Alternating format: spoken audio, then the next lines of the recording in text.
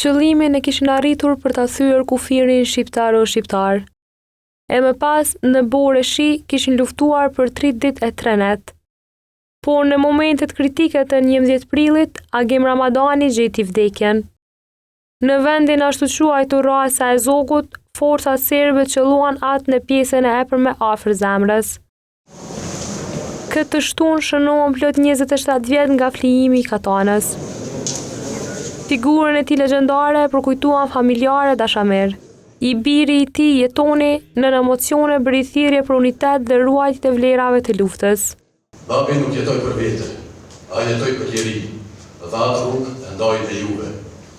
Ju ishit forca ati, arsyeja pse ai nuk u nal kurrë.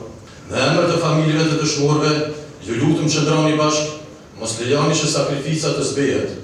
Ndërtoni shtetin ashtu siç e ndëruan ata që dhanë gjithçka. Lavde për Katanën pati dhe bashkëluftëtari i tij Anton Çuni. Si ushtarak karrierë, ai zotronte disiplinën dhe ftosinë e duhur për betimë. Por, brenda saj uniforme të ushtrisë qimtare të Kosovës, rrihte zemra fisnike e një poeti dhe piktori. Mesazhe përkujtimore dhanë edhe përfaqësues institucional. Kur u thya e kufi, u shmontua edhe një kufi tjetër. Ai që kishin brenda vetes.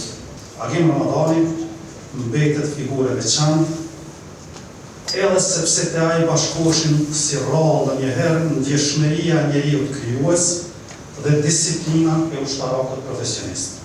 Pas rënies së tij, brigada 138 e zonës operative të Dugaxhinit u emërua Agim Ramadani.